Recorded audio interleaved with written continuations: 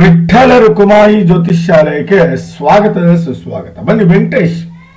ಪುರುಷ 20 ಜುಲೈ 2009 3:45 ಸಂಜೆ ಬೆಂಗಳೂರಲ್ಲಿ ಜನನ. ಆರ್ದ್ರಾ ನಕ್ಷತ್ರ, ಮಿಥುನ ರಾಶಿ, ವೃಶ್ಚಿಕ ಲಗ್ನದಲ್ಲಿ ಜನನ.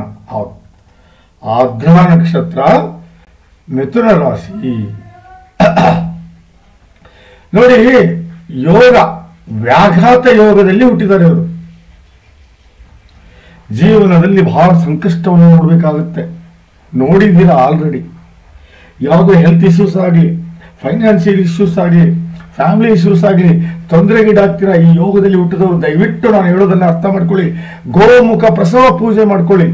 ಹೌದು, ಈ ಯೋಗದಿಂದ ನೀವು ಮುಕ್ತಿಯನ್ನು ಹೊಂದಿ ಅಂದ್ರೆ ಮಾತ್ರ ನಿಮಗೆ ಒಳ್ಳೆ ದಾರಿ ಸಿಗುತ್ತೆ, ಒಳ್ಳೆ ನೀತಿ ಸಿಗುತ್ತೆ. ಇಲ್ಲಾಂದ್ರೆ ಕಷ್ಟ ಆಗುತ್ತೆ ಸರ್. ವ್ಯಾಘಾತ ಯೋಗ ಭಾರಿ ಕೆಟ್ಟ ಯೋಗ. ಹೌದು, ಬಹಳ ಡೇಂಜರಸ್ ಯೋಗ. ಎಷ್ಟೇ ದುಡಿದ್ರೂ ಕೈಗೆತ್ತೋದಿಲ್ಲ.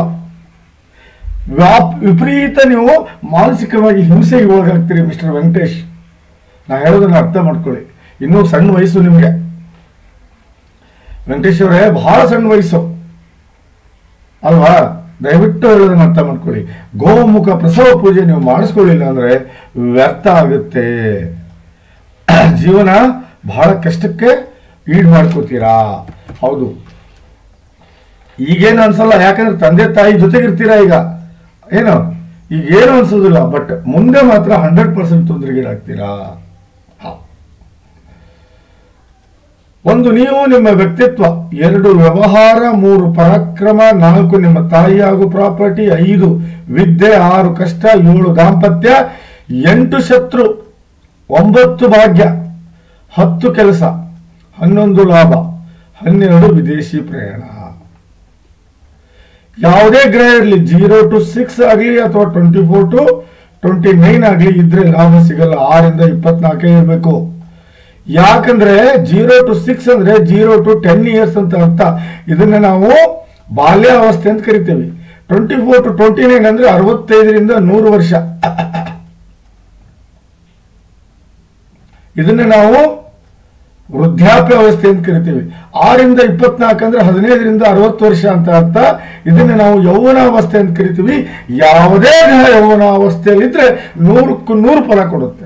ಆದರೆ ಉಚ್ಚ ನೀಚ ಹಾಗೂ ರಾಹು ಕೇತುಗಳಿಗೆ ಈ ರೂಲ್ಸ್ ಅಪ್ಲೈ ಆಗುವುದಿಲ್ಲ.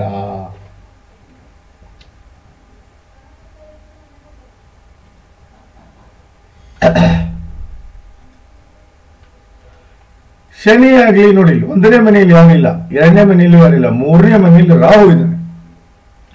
ಎಲ್ಲರಿಗಿಂತ ಮುಂಚಿತವಾಗಿ ನಾವು ಏನ್ ತಿಳ್ಕೋಬೇಕು ಅಂದ್ರೆ ವೃಶ್ಚಿಕ ಲಗ್ನದ ಯೋಗಕಾರಕ ಗ್ರಹಗಳನ್ನು ತಿಳ್ಕೋಬೇಕು. 1ನೇದ್ದೇ ಕುಜ, 2ನೇದ್ದು ಶನಿ, 3ನೇದ್ದು ಗುರು, 4ನೇದ್ದು ಚಂದ್ರ, 5ನೇದ್ದು ಸೂರ್ಯ. ರಾಹು ಕೇತು ಅತಿ ದೊಡ್ಡ ವಿರೋಧಿಗಳು. ಹೌದು, ಅತಿ ದೊಡ್ಡ ವಿರೋಧಿ ಬುಧ ಮತ್ತು ಶುಕ್ರ. ವಿರೋಧಿಗಳು ಇಲ್ಲೇ ಇಲ್ಲ ನಿಮ್ಮ ಜಾತಕದಲ್ಲಿ. ಯಾಕಂದ್ರೆ ಒಬ್ಬನು ಅಸ್ತಂಗತ ಆಗಿದ್ದಾನೆ, ಇನ್ನೊಬ್ರು ಸ್ವಂತ ಮನೆಯಲ್ಲಿ ಇರೋದ್ರಿಂದ ವಿರೋಧಿಗಳಿಂದ ಯಾವುದೇ ರೀತಿ ತೊಂದರೆ ಬರುವುದಿಲ್ಲ. ವಕ್ರೀಯ ಗುರು 4ನೇ ಮನೆಯಲ್ಲಿ, ದಿಸ್ ಇಸ್ ಎಕ್ಸ್ಟ್ರಾರ್ಡಿನರಿ. ಅಸ್ತಂಗತ ಬುಧ ಉಚ್ಚ ಆಗಲಿ ನೀಚ ಆಗಲಿ ಯಾರೂ ಇಲ್ಲ ಜಾತಕದಲ್ಲಿ.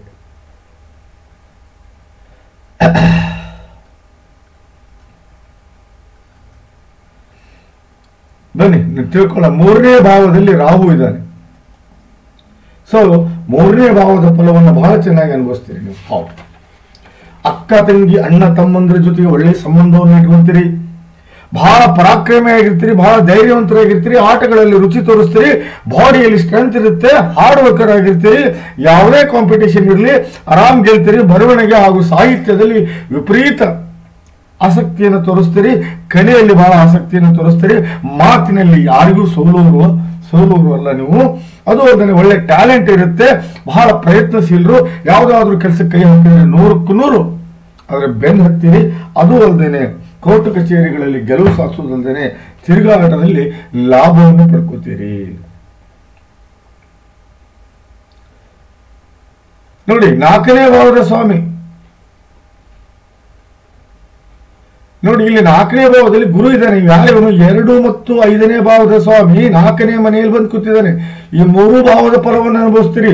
ಒಳ್ಳೆ ವ್ಯವಹಾರಸ್ಥರಾಗಿರ್ತೀರಿ, ಒಳ್ಳೆ ಬಿಹೇವಿಯರ್ ಇರುತ್ತೆ, ಒಳ್ಳೆ ಹ್ಯಾಬಿಟ್ಸ್ ಅನ್ನು ಕಲಿತೀರಿ, ಒಳ್ಳೆ ನಡವಳಿಕೆಯಿಂದ ಜೀವನವನ್ನು ನಡೆಸ್ತೀರಿ. ದುಡ್ಡಿನ ಒಳಹರಿವು ಹೊರಹರಿವು ಬಹಳ ಸಮತೋಲನವಾಗಿರುತ್ತೆ. ಸಂಬಂಧಿಗಳಿಗೆ ಸಹಾಯ ಮಾಡ್ತೀರಿ, ಸಂಬಂಧಿಗಳಿಂದ ಸಹಾಯ ತಗೋತೀರಿ. ಹೊಂದಾಣಿಕೆಯ ಬದುಕಿನಲ್ಲಿ ಬಹಳ ನಂಬಿಕೆ ಇಟ್ಟಿರ್ತೀರಿ, ಹಣವನ್ನು ಸೇವ್ ಮಾಡ್ತೀರಿ, ಊಟದಲ್ಲಿ ಸ್ವಚ್ಛಂದವನ್ನು ನಡೀತೀರಿ, ಪರಿವಾರದ ಸ್ಥಿತಿ ಎಷ್ಟೇ ಕೆಟ್ಟದಿದ್ರೂ ಎತ್ತರಕ್ಕೆ ಹೋಗ್ತೀರಿ. ಇನಿಷಿಯಲಿ ಬಹಳ ಒಳ್ಳೆ ಸ್ಟಡಿ ಮಾಡ್ತೀರಿ, ಮಾತಿನಲ್ಲಿ ವಚನತ್ವ ಇರುತ್ತೆ, ಮಾತಿನ ದಾಟಿ ಎಲ್ಲರಿಗೂ ಇಷ್ಟ ಆಗುತ್ತೆ, ಬಹಳ ಸಂಸ್ಕಾರ ಹಾಗೂ ನೆಮ್ಮದಿಯ ಬದುಕನ್ನ ಬದುಕ್ತೀರಿ. ಇದು 2ನೇ ಭಾವದ ಫಲ. ಅದೇ ರೀತಿ 4ನೇ ಭಾವದ ಫಲ, ತಾಯಿ ಮೇಲೆ ವಿಪರೀತ ಪ್ರೀತಿ ವ್ಯಾಮೋಹ ಇರುತ್ತೆ, ಬಹಳ ಜವಾಬ್ದಾರಿತ ವ್ಯಕ್ತಿಯಾಗಿರ್ತೀರಿ,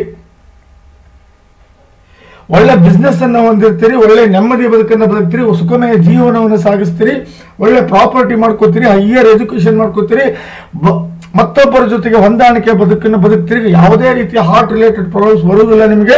ಮನೆಯ ಸ್ಥಿತಿ ಬಹಳ ಎತ್ತರಕ್ಕೆ ತಗೊಂಡು ಹೋಗ್ತೀರಿ, ಸ್ಟೈಲ್ ಆಫ್ ಲಿವಿಂಗ್ ಹೈ ಇರುತ್ತೆ, ಮನೆಗೆ ಬಂದವ್ರನ್ನ ಬಹಳ ಪ್ರೇಮದಿಂದ ನೋಡ್ಕೋತೀರಿ.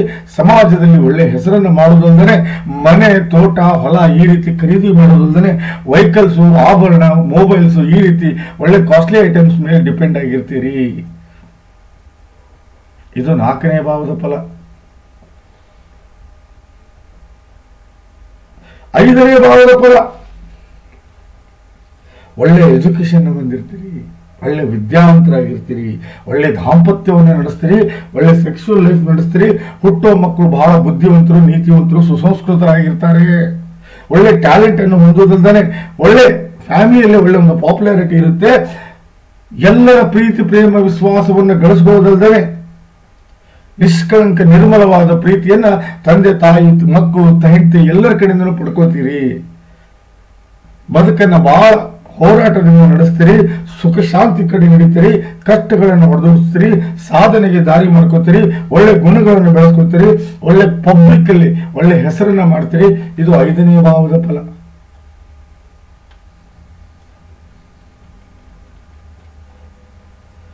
ಚಂದ್ರ ಏನಾದರೂ ಇಲ್ಲೇ ಅಥವಾ ಇಲ್ಲೇ ಇದ್ದಿದ್ರೆ 100ಕ್ಕೆ 100 ಗಜಕೇಸರಿ ಯೋಗ ಆಗ್ತಿತ್ತು. ಸ್ವಲ್ಪದಲ್ಲಿ ತಪ್ಪಿದೆ ನೋಡಿ. ಹೌದು, ಒಂದು ದಿನ ಮುಂಚೆ ನೀವೇನಾದ್ರೂ ಹುಟ್ಟಿದ್ರೆ ಇಲ್ಲೇ ಬರ್ತಿದ್ದ ಚಂದ್ರ, ಆಟೋಮೆಟಿಕ್ ಆಗಿ ಗಜಕೇಸರಿ ಯೋಗ ಜನರೇಟ್ ಆಗ್ತಿತ್ತು. ಸ್ವಂತ ಮನೆಯಲ್ಲಿ ಶುಕ್ರ ಇರೋದ್ರಿಂದ ಏನು ಮಾಡೋಕ್ಕಾಗೋದಿಲ್ಲ. ಕುಜ 7ನೇ ಮನೆಯಲ್ಲಿದ್ದಾನೆ. ಇಲ್ಲಿ 1 ಮತ್ತು 7ನೇ ಭಾವದ ಫಲವನ್ನು ಪಡಿತೀರಿ. ಇಲ್ಲಿ ಕುಬೇರ ಯೋಗ ಜನರೇಟ್ ಆಯಿತು. ಕುಬೇರ ರಾಜಯೋಗ. 1ನೇ ಮನೆ ಸ್ವಾಮಿ 7ನೇ ಮನೆಯಲ್ಲಿ ಹೋದ್ರೆ, 1ನೇ ಮನೆ ಸ್ವಾಮಿ 4ನೇ ಮನೆಯಲ್ಲಿ ಹೋದ್ರೆ, 1ನೇ ಮನೆ ಸ್ವಾಮಿ 10ನೇ ಮನೆಯಲ್ಲಿ ಹೋದ್ರೆ ಕುಬೇರ ಯೋಗ. ನೋಡಿ, 4 ಮನೆ ಬಿಸ್ನೆಸ್, 7 ಹಣ ಬರುವುದು, 10 ಕೆಲಸ. ಹಾಗಾಗಿ ಕುಬೇರನಿಗೆ ಜೀವನವನ್ನು ನಡೆಸಕ್ಕೆ ದಾರಿ ಮಾಡಿಕೊಡ್ತಾನೆ 1ನೇ ಮನೆ ಸ್ವಾಮಿ. ಇಲ್ಲಿ 1ನೇ ಮನೆ ಸ್ವಾಮಿ 7ನೇ ಭಾವದಲ್ಲಿ ಹೋಗಿದ್ದಾನೆ. ಹಾಗಾಗಿ ಇಲ್ಲಿ 1 ಮತ್ತು 7ನೇ ಭಾವದ ಫಲವನ್ನ ನೀವು ಪಡಿತೀರಿ, ಅದರಲ್ಲಿ ಯಾವುದೇ ಸಂಶಯ ಇಲ್ಲ.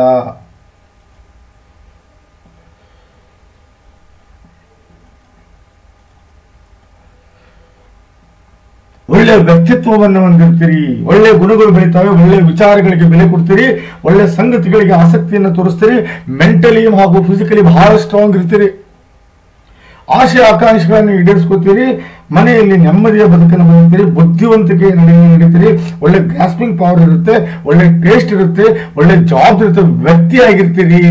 ಇದು 1ನೇ ಭಾವದ ಫಲ.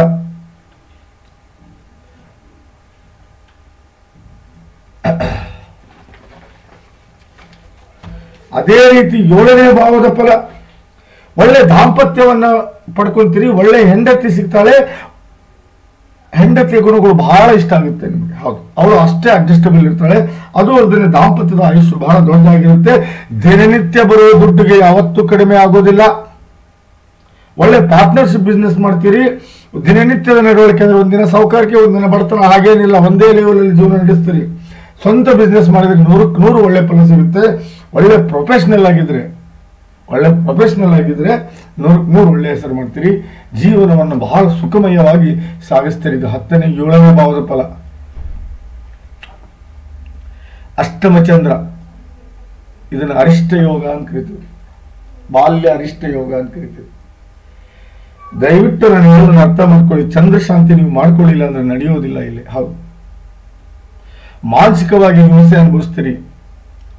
ಚಂದ್ರನ ಶಾಂತಿ ನೀವೇನಾದ್ರೂ ಮಾಡ್ಕೊಳ್ಳಿಲ್ಲ ಅಂದ್ರೆ ಕಷ್ಟಗಳನ್ನ ನೋಡ್ತೀರಿ, ವಿಪರೀತ ಸಾಲವನ್ನ ಮಾಡ್ಕೋತೀರಿ, ಜಗಳ ಜಾಪತ್ರೆಯಿಂದ ಜೀವನ ಕೂಡಿರುತ್ತೆ, ವಿರೋಧಿಗಳು ಉಟ್ಕೋತಾರೆ, ಆರೋಗ್ಯದ ಸಮಸ್ಯೆ ಆಗುತ್ತೆ, ಮನೆಯಲ್ಲಿ ಹೊಂದಾಣಿಕೆ ಇಲ್ದಂಗೆ ಆಗುತ್ತೆ, ವಿವಾದಗಳಿಗೆ ಗುರಿಯಾಗ್ತೀರಿ, ಅಪವಾದವನ್ನು ಹೊತ್ಕೋತೀರಿ, ಕೋರ್ಟ್ ಕಚೇರಿಗೆ ಇರ್ತೀರಿ, ಎಲುಬು ಕೀಳುಗಳ ರೋಗ ಬರ್ಬೋದು. 9ನೇ ಮನೆದು ದಯವಿಟ್ಟು ಚಂದ್ರಶಾಂತಿ ಮಾಡ್ಕೊಳ್ಳಿ. ನೋಡಿ, 7ನೇ ಮನೆಯಲ್ಲಿ ಕುಬೇರ ಯೋಗ ಮರ್ತೆ ನಾನು ಹೇಳೋದು ನಿಮ್ಗೆ.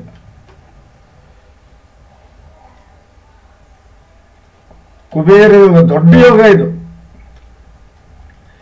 ಕುಬೇರ ಯೋಗದಲ್ಲಿ ಯಾರು ಹುಡ್ತಾರೋ ಅವರು ಬಹಳ ಒಂದು ತಂದೆಯಿಂದ ಆಸ್ತಿಯನ್ನು ಪಡ್ಕೋತಾರೆ, ಇಲ್ಲ ತಾಯಿಯಿಂದ ಪಡ್ಕೋತಾರೆ, ಇಲ್ಲ ಹೆಂಡತಿಯಿಂದ ಪಡ್ಕೋತಾರೆ, ಇಲ್ಲ ಸ್ವಂತ ಅವರು ಮಾಡ್ತಾರೆ, ಇಲ್ಲ ಅವ್ರ ಮಕ್ಕಳು ಮಾಡೇ ಮಾಡ್ತಾರೆ. ಜೀವನದಲ್ಲಿ ಆಸ್ತಿಯನ್ನು ಮಾಡೋದ್ರಲ್ಲಿ ಸಂಪತ್ತು, ಐಶ್ವರ್ಯ ಹಾಗೂ ನೆಮ್ಮದಿ ಈ ಮೂರು ಕೊಡುವಂತ ಯೋಗವೇ ಕುಬೇರ ಯೋಗ. ಯಾರ ಜಾತಕದಲ್ಲಿ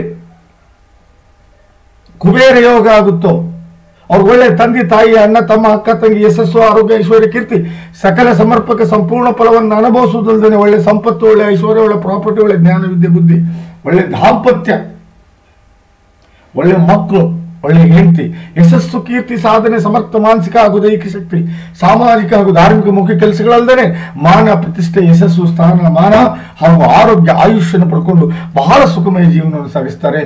ಇದು ಯೋಗ ಚಂದ್ರಿಕೆ ಅನ್ನೋ ಬುಕ್ಕಿನಲ್ಲಿ ಬಹಳ ಚಂದ ವಿಶ್ಲೇಷಣೆ ಕೊಟ್ಟಿದ್ದಾರೆ. ಕುಬೇರ ಯೋಗದ ಬಗ್ಗೆ ನೋಡಬಹುದು ನೀವು. ಹೌದು,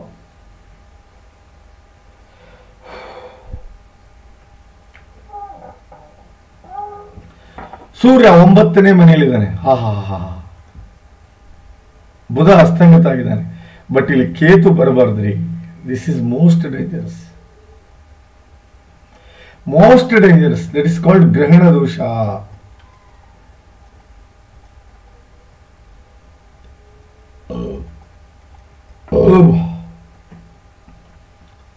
ದ ಮೋಸ್ಟ್ ಕೆಟ್ಟ ದೋಷ ಇದು, ಗ್ರಹಣ ದೋಷ.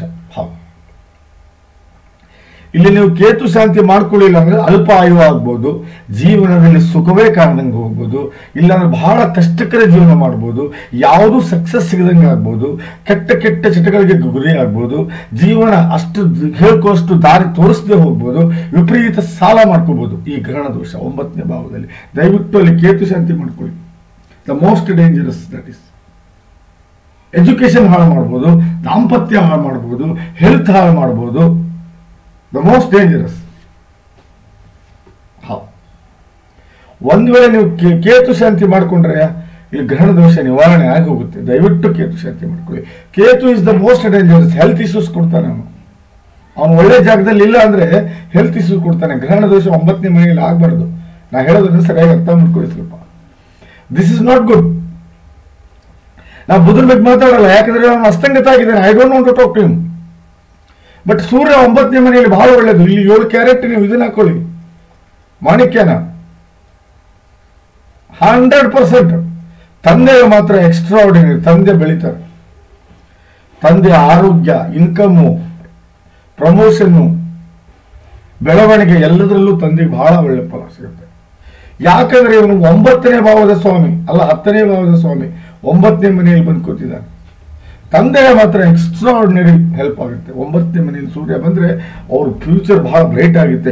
ಗುರುವಿನ ಆಶೀರ್ವಾದ ಸಿಗುತ್ತೆ ಅವ್ರಿಗೆ. ಧರ್ಮವನ್ನು ನಂಬ್ತಾರೆ, ಭಾಗ್ಯವಂತರಾಗಿರ್ತಾರೆ, ಪ್ರಾಪ್ತಿಯನ್ನು ಪಡ್ಕೋತಾರೆ. ತಂದೆಯ ಜೊತೆಗೆ ಬಹಳ ನಿಕಟ ಸಂಬಂಧ ಇರುತ್ತೆ. ಸಾಧನೆಗೆ ದಾರಿ ಮಾಡ್ಕೋತಾರೆ. ಸುಖಮಯ ಜೀವನವನ್ನು ಸಾಗಿಸ್ತಾರೆ. ಗೆಲುವು ಸದಾ ಅವ್ರದ್ದಾಗಿರುತ್ತೆ. ಸಂಬಂಧಿಗಳಿಗೆ ಸಹಾಯ ಮಾಡ್ತಾರೆ. ದೇವರ ಆಶೀರ್ವಾದ ಸದಾ ಇರುತ್ತೆ. ಬಹಳ ಲಕ್ಕಿ ಇರ್ತಾರೆ. ಪುಣ್ಯದ ಕೆಲಸ ಮಾಡ್ತಾರೆ. ಮನೆಯಲ್ಲಿ ಒಳ್ಳೆ ನೆಮ್ಮದಿಯ ಜೀವನವನ್ನು ನಡೆಸ್ತಾರೆ.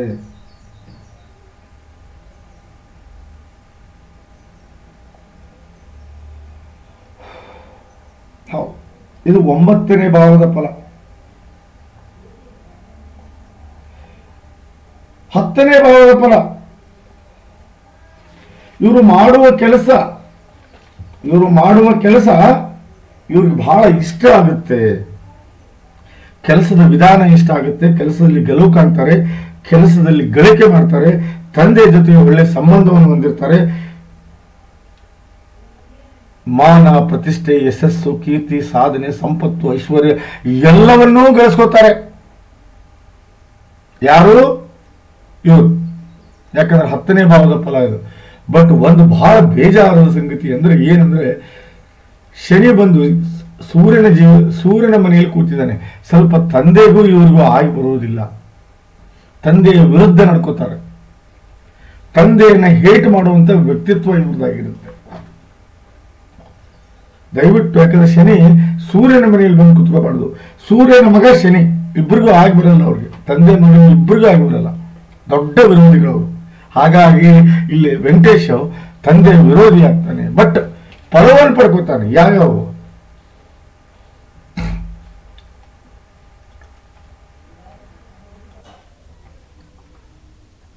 ಸಾಧ್ಯನೇ ಇಲ್ಲ sir. This is not possible. ಇಲ್ಲ, ಇವನು 3 ಮತ್ತು 4ನೇ ಭಾವದ ಫಲವನ್ನು ಪಡಿತಾನೆ. ಆಲ್ರೆಡಿ 3ನೇ ಭಾವದ ಫಲ ರಾಹು ಕೊಡ್ತಾ ಇದ್ದಾನೆ. ಅದರಲ್ಲಿ ಯಾವುದೇ ಸಂಶಯ ಇಲ್ಲ. 4ನೇ ಭಾವದ ಫಲವು ಯಾರು ಕೊಡ್ತಾ ಇದ್ದಾರೆ? ಗುರು ಕೊಡ್ತಾ ಇದ್ದಾನೆ. ಅದನ್ನು ಹೇಳಿದ್ದೀನಿ ನಾನು. 10ನೇ ಭಾವದ ಫಲ ಸೂರ್ಯನು ಕೊಡ್ತಾ ಇದ್ದಾನೆ. ಶನಿ ಆದ್ರೆ ಏನ್ ಗೊತ್ತಾ, ಶನಿ ಶಾಂತಿ ಮಾಡ್ಕೋಬೇಡಿ, ಬಟ್ ಆರಾಧನೆ ಮಾಡ್ಕೊಳ್ಳಿ. ದಯವಿಟ್ಟು ಆರಾಧನೆ ಮಾಡ್ಕೊಳ್ಳಿ. ಇಲ್ಲ ಅಂದ್ರೆ ಬಹಳ ತೊಂದರೆಗೀಡಾಗ್ತೀರ ನೀವು. ಹೌದು, ತಂದೆಯ ವಿರುದ್ಧ ಹೋಗ್ತೀರ. ನೋಡಿ, ಶನಿ ಸೀದಾ ನಿಮ್ಮ 12ನೇ ಭಾವ ನೋಡಿ ವಿದೇಶಿ ಯೋಗವನ್ನು ಕೊಡ್ತಾನೆ. 12ನೇ ಭಾವ ನೋಡಿ ವಿದೇಶಿ ಯೋಗ ಕೊಡ್ತಾನೆ. ಅದು ಅಲ್ಲದೆ ಸೀದಾ ತನ್ನ ಮನೆ ನೋಡ್ಕೊತಾನೆ ಅವನು, 4ನೇ ಭಾವ. ಅದಾದ್ಮೇಲೆ ಸೀದಾ 7ನೇ ಭಾವ ನೋಡ್ತಾನೆ. ನೋಡಿ, 10ರಲ್ಲಿ ಒಳ್ಳೆ ಕೆಲಸ ಕೊಡ್ತಾನೆ. ಅದರಲ್ಲಿ ಯಾವುದೇ ಸಂಶಯ ಇಲ್ಲ. 12ರಲ್ಲಿ ವಿದೇಶಿ ಯೋಗ, ವಿದೇಶದಲ್ಲಿ ಹೋಗಿ ತಾವು ಸೆಟ್ಲ್ ಆಗ್ಬೋದು. 4ನೇ ಮನೆ ನೋಡಿ ನೀವು ಒಳ್ಳೆ ಫ್ಯೂಚರ್ ಅನ್ನು ಗಳಿಸ್ಕೋಬಹುದು. 7ರಲ್ಲಿ ಒಳ್ಳೆ ದಾಂಪತ್ಯ ನೋಡ್ಬೇಕು ಹೋಗ್ಬೋದು. ಅದೇ ರೀತಿ ಗುರು ನೋಡಿ, ಗುರು ಸೀದಾ ಅಷ್ಟಮ ನೋಡ್ತಾನೆ. ಚಂದ್ರನಿಂದ ಆಗುವ ಎಲ್ಲಾ ಕೆಟ್ಟ ಫಲಗಳನ್ನು ನಿವಾರಣೆ ಮಾಡೋದಲ್ದೇ 10ನೇ ಭಾವ ನೋಡ್ತಾನೆ, ಪ್ಲಸ್ 12ನೇ ಭಾವ ನೋಡ್ತಾನೆ. ವಿದೇಶಿ ಯೋಗ ಕನ್ಫರ್ಮ್. ನಿಮಗೆ ನೀವು ಫಾರಿನ್ ಸೆಟ್ಲ್ ಆಗ್ಬೋದು, ಇಲ್ಲ ಫಾರಿನ್ ನಲ್ಲಿ ಕೆಲಸ ಮಾಡಿ ವಾಪಸ್ ಬರ್ಬೋದು. ಇದು ಮಾತ್ರ ಕಟ್ಟಿಟ್ಟ ಬುತ್ತಿ. ವಿದೇಶಿ ಯೋಗ 100ಕ್ಕೆ 100 ಒಳ್ಳೆ ಫಲ ಸಿಗುತ್ತೆ ನಿಮಗೆ. ಇದರಲ್ಲಿ ಯಾವುದೇ ಸಮಸ್ಯೆ ಇಲ್ಲ. ಹೌದು,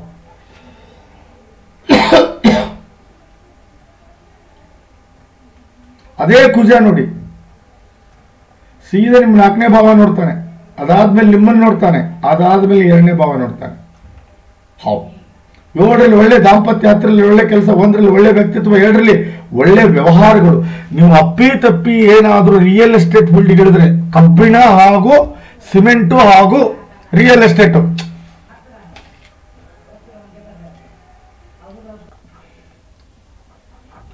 ಸೊ ಜಾತಕ ಚೆನ್ನಾಗಿದೆ. ದಯವಿಟ್ಟು ನಾನು ಹೇಳೋದು ಒಂದೇ ಅರ್ಥ ಮಾಡ್ಕೊಳ್ಳಿ. ನೋಡಿ, ಭಾವಗಳು ಎಲ್ಲವೂ ಕವರ್ ಆಗಿದೆ. 1ನೇ ಭಾವ ಕವರ್ ಆಗಿದೆ, 2ನೇ ಭಾವ ಕವರ್ ಆಗಿದೆ, 3ನೇ ಭಾವ ಕವರ್ ಆಗಿದೆ, 4ನೇ ಭಾವ ಕವರ್ ಆಗಿದೆ, 5ನೇ ಭಾವ ಕವರ್ ಆಗಿದೆ, 7ನೇ ಭಾವ ಕವರ್ ಆಗಿದೆ, 9ನೇ ಭಾವ ಕವರ್ ಆಗಿದೆ, 10ನೇ ಭಾವ ಕವರ್ ಆಗಿದೆ, 11ನೇ ಭಾವ ಇಲ್ಲ, ಕರೆಕ್ಟ್ 12ನೇ ಭಾವನೂ ಕವರ್ ಆಗಿದೆ.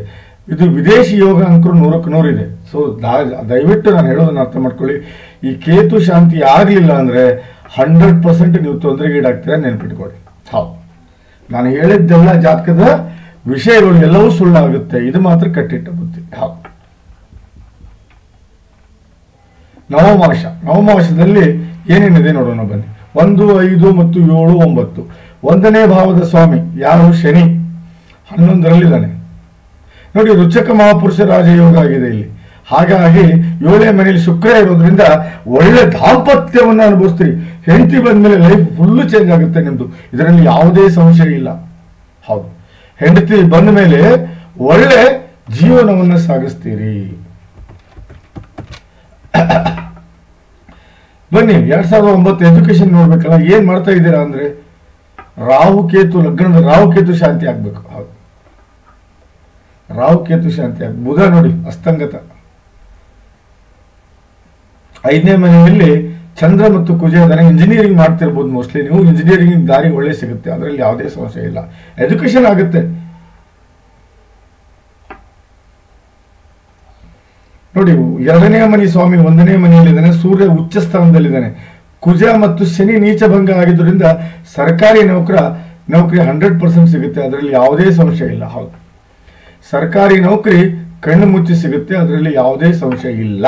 ಬನ್ನಿ, ಹಾಗಾದರೆ ಯಾವ ದಶೆಯಲ್ಲಿದ್ದೀರಿ ನೋಡೋಣ. ಬನ್ನಿ, ಸದ್ಯ ನೀವು ರಾಹು ದಶೆಯಲ್ಲಿದ್ದೀರಿ ಅನ್ಕೋತೀನಿ. ಮುಗಿದಿದೆ, ಗುರು ದಶೆ ಶುರು ಆಗಿದೆ, ಒಳ್ಳೆ ಟೈಮು. ನಾನು ಹೇಳೋದನ್ನ ಸರಿಯಾಗಿ ಅರ್ಥ ಮಾಡ್ಕೊಳ್ಳಿ. ನೋಡಿ, ಕೇತು ಕೆಟ್ಟರು ರಾಹು ಕೆಟ್ಟಂಗೆನೆ, ಇದು ನೆನಪಿಟ್ಕೊಂಡ್ಬಿಡಿ ನೀವು. ರಾಹು ಮತ್ತು ಕೇತು ಮತ್ತು ಚಂದ್ರ ಶಾಂತಿ ಮಾಡ್ಕೊಳ್ಳಿ. ಹಾ, ಪ್ಲಸ್ 7 ಕ್ಯಾರೆಟ್ ಓಪೆಲ್ ಇದು ಸಾರಿ ಪುಷ್ಯರಾಗವನ್ನು ಧರಿಸ್ಕೊಳ್ಳಿ, ಬಹಳ ಒಳ್ಳೆಯದಾಗುತ್ತೆ ಅಂತ ಹೇಳ್ತಾ, ರಾಹುಕೇತುಗೆ ನಾಗ ಪ್ರತಿಷ್ಠಾಪನೆ ಮಾಡ್ಕೊಳ್ಳಿ. ಚಂದ್ರಶಾಂತಿ ಆಗಲೇಬೇಕು ಅಷ್ಟಮದಲ್ಲಿ, ಸುಳ್ಳು ರಿಸ್ಕ್ ತಗೋಬೇಡಿ ಜೀವನದಲ್ಲಿ ಅಂತ ಹೇಳ್ತಾ ಈ ಜಾತಕದ ವಿಶ್ಲೇಷಣೆ ಮುಗಿಸ್ತಾ ಇದ್ದೀನಿ. ಇಷ್ಟವಾದರೆ ದಯವಿಟ್ಟು 4 ಜನಕ್ಕೆ ಶೇರ್ ಮಾಡಿ ಹಾಗೂ ಯೂಟ್ಯೂಬ್ನ ಸಬ್ಸ್ಕ್ರೈಬ್ ಮಾಡಿ. ನಮಸ್ಕಾರ.